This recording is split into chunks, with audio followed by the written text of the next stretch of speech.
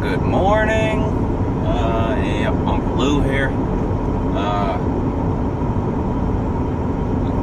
I gotta address this situation here with Steve Spurrier. I had a different video I was gonna do today. I'll get to that at the end, but you know, watching the Sports Center last night and this morning about the Steve Spurrier retirement news, you know, and everybody's gushing and, you know, oohing and eyeing over Steve Spurrier. And, you know, I'll be the first to admit he's been a great coach. He's been a thorn in Georgia's side for 20 plus years.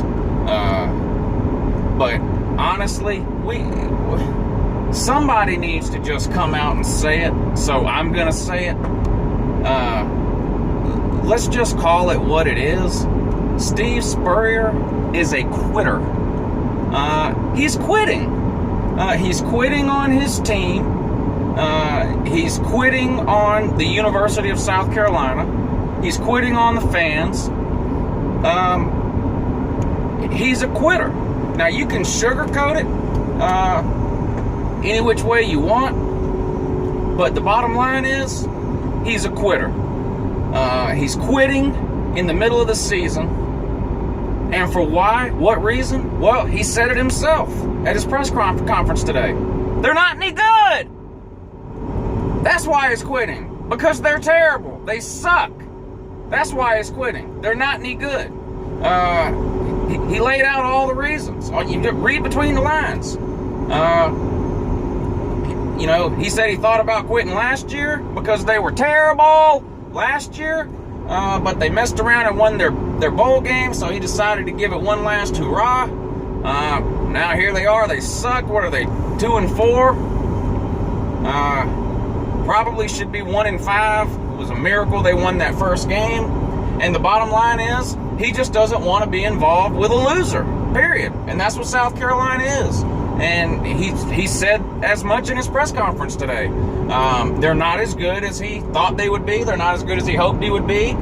He mentioned the word recruiting about 5 or 6 times, which I've been telling you this since January. There's no talent on that team, and there's none in the pipeline. He sees the writing on the wall. He doesn't want to be a part of a losing team. He's never had a losing record in the SEC. And he's going to have one this year. So rather than man up and take it, he's quitting. He's quitting in the middle of the year. He's quitting on his team, quitting on the fans, quitting on the university. So Steve Spurrier, for all his great accomplishments, you know, for all the good that he's done at Florida and South Carolina and even at Duke, he's going out a loser and a quitter. You know, this is the perfect bookend to Steve Spurrier's career. He's only ever had one losing record, and it wasn't in the SEC. It was his first year at Duke. He had a losing record. Now here we are, his last year, losing record. Just embarrassing. Not man enough to take it, which is just sad. But it is what it is. South Carolina, no matter who they bring in to replace Steve Spurrier, doesn't matter. You know, they're right back to competing with Vanderbilt and Kentucky for the worst team in the East, year in, year out, right where they belong. And Steve Spurrier really, you know, I don't care that they can gush over you all day on Sports Center. And, you know, I know it, you know it, the American people know it, and all the YouTube viewers know it. You're just a quitter. That's it. You're a quitter. There's nothing else left to say. You're a quitter, sir. A couple of quick things at the end here. Some bets. I owe a lost bet to Law Tide and Adam Reynolds. Those are both coming this week. Law Tide, I owe you a hat. That's going to get sent out either later this afternoon. It's lunchtime now, so I'll send that hat out to you either this afternoon or tomorrow morning, sir. And John Boltz, Bama fan man, whatever. I have to sing Sweet Home Alabama for you, sir. I'm going to do that. I'm still trying to figure out exactly how I want to do it.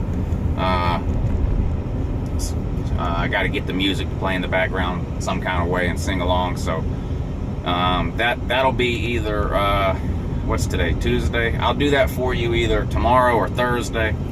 And Falcons for life. Yep. Falcons for life. Me and Falcons for life have a bet.